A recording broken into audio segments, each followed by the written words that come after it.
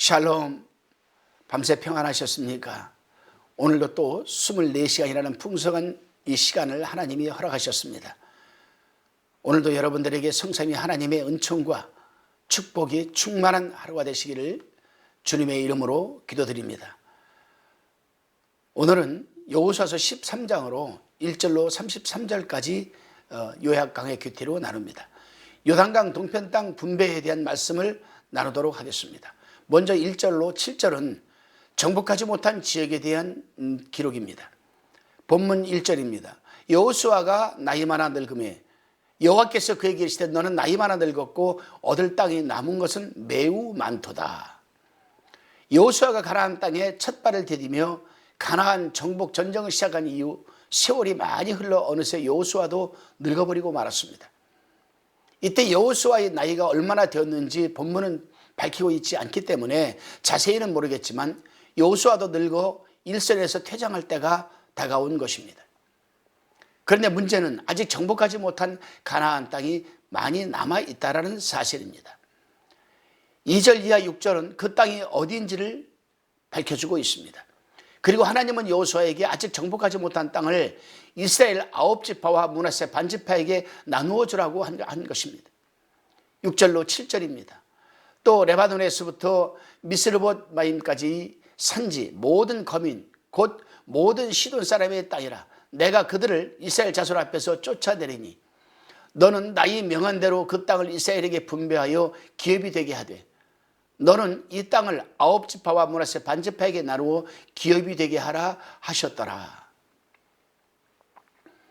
사람에게는 시작할 때와 마칠 때가 있습니다. 등장할 때와 퇴장할 때가 있습니다. 그 때를 알고 시작을 잘하고 잘 마치면 참 아름답지요. 등장할 때도 놓치지 말고 퇴장할 때도 놓치지 말고 적당한 때에 등장하고 퇴장하는 것 또한 얼마나 아름다운지 모릅니다. 그러나 사람들은 욕심이 잉태해서 등장할 때 퇴장할 때를 모르고 욕심을 부리다가 패가망신하는 부분들이 얼마나 많은지 모릅니다. 성경은 가리킵니다. 태어날 때가 있고 죽을 때가 있는 것이다. 그러면 우리는 그때를 잘 분별하는 지혜가 필요한 것이고 또한 마칠 때가 되었을 때, 퇴장할 때가 되었을 때, 죽을 때가 되었을 때 마무리를 잘하는 것이 하나님 앞에 아름다운 모습입니다. 왜냐하면 시작하는 것보다 어려운 것이 마칠 때이고 등장할 때보다 잘해야 하는 것이 퇴장할 때이고 죽을 때에 마무리를 잘해야 되기 때문이 아니겠습니까? 그 이유는 우리들의 끝모습은 사람들의 역사 속에 오랜 기억과 의미가 되기 때문입니다. 그리고 그 마침과 퇴장을 잘하는 길이 믿음으로 끝까지 자기 소임을 다하는 것이라고 생각합니다. 그래서 성경은 시편 116편 15절에서 성도의 죽는 것을 여호와께서 귀중히 보시는도다라고 기록한 것입니다. 여호수아가 하나님의 약속의 말씀을 믿고 끝까지 자기 소임을 다했던 것처럼 말씀에 대한 믿음으로 맡겨주신 자기 소임을 다할 때 하나님과 역사 속의 사람들에게 아름다운 기억과 의미를 남기고 새로운 미래의 지평으로 나아가게 되는 것입니다. 8절 이하 14절에서는 므낫세 반지파와 루벤 지파, 갓 지파가 받은 요단강 동편 지역에 대한 기록입니다.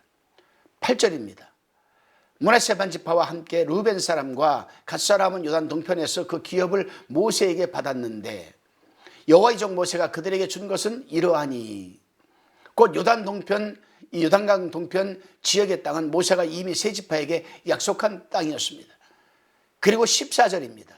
오직 레위 지파에게는 여호수아가 기업으로 준 것이 없으니 이는 이스라엘 하나님 여호와께 드리는 화제물이 그 기업이 됨이 그에게 이르신 말씀과 같음이었더라.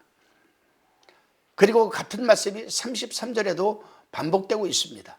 오직 레위 지파에게는 모세가 기업으로 주지 아니하였으니 이는 그들에게 말씀하심과 같이 이스라엘 하나님 여호와께서 그 기업이 되심이었더라. 그런데 14절과 33절 말씀에서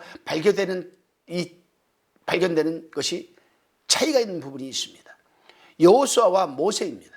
14절은 여호수아가 레위 지파에게 기업으로 준 땅이 없다고 하는데 33절에서는 모세가 레위 지파에게 기업을 주지 않았다라고 말씀을 합니다. 그렇다면 이 차이가 깨닫게 되는 것은 무엇입니까? 바로 모세가 시작한 것을 여호수아가 이어받아서 완수했다라는 사실입니다. 사람에게는 저마다의 이 노릇과 역할이 있습니다. 하나님의 일은 자기 혼자 모든 것을 다 할 수 있고 이룰 수 있는 것이 절대로 아닙니다.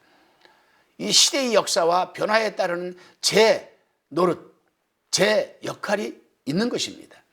예를 든다면 성전을 건축한다고 하면 먼저 기도하는 사람이 있고 건축에 동참할 수 있는 사람을 찾아내서 이 붙이는 사람이 있는가 하면, 마중물 헌금을 하는 사람이 있고 터를 닦는 사람이 있는가 하면 터를 닦는 사람이 있고,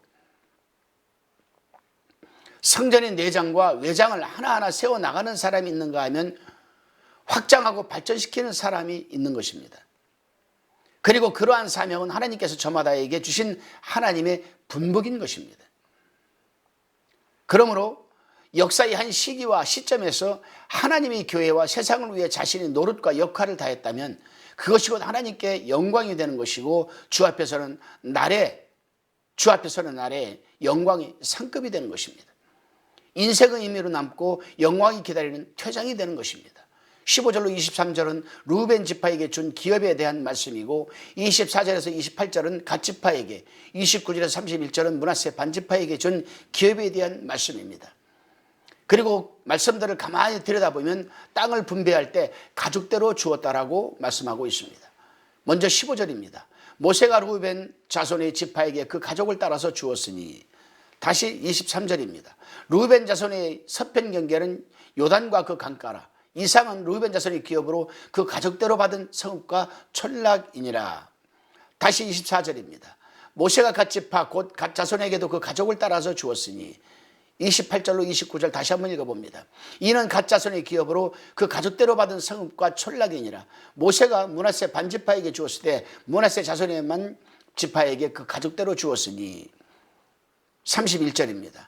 길르앗 절반과 바산왕 옥의 나라 성읍 아스타롯과 에드레이라. 이는 므낫세의 아들 마길 자손에게 돌린 것이니 곧 마길 자손의 절반이 그 가족대로 받으니라.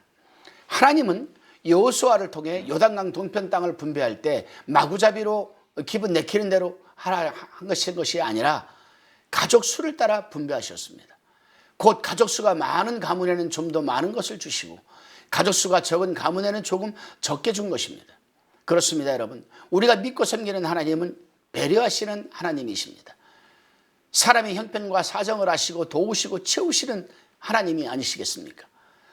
연약한 자에게는 힘을 주시고 낙심한 자에게는 용기를 주시고 슬픈 자를 위로하시며 아픈 자를 어루만져 주시고 가난한 자에게 먹을 것을 주시는 하나님이십니다. 하나님은 또한 공평하신 하나님이십니다. 진실한 자에게는 주의 진실하심을 보이시고 겸손한 자에게는 주의 은혜와 존귀로 응답하시고 교만한 자에게는 수치와 멸망으로 응답하시고 깨끗한 자에게는 주의 깨끗하심을 보이시고 사악한 자에게는 주의 거스르심을 보이십니다.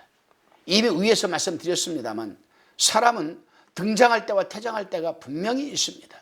오늘도 때에 대한 이 분별의 지혜 가운데 배려하시는 하나님, 공평하신 하나님을 믿고 그 하나님으로 위로를 삼으며 아드라무떼노와 같은 삶의 자리에서 자기의 사명을 잘 감당하는 것입니다.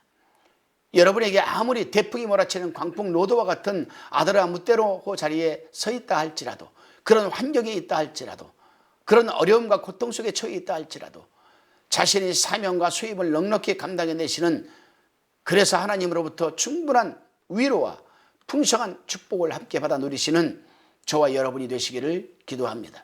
기도하시겠습니다. 주님, 지금 저희가 어느 때를 살아가고 있는지 분별하는 지혜를 주시옵소서.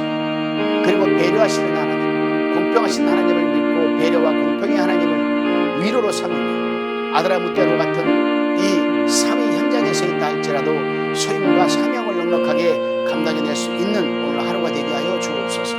믿사옵고 감사드리오며 예수 그리스도 이름으로 기도드리옵나이다. 아멘.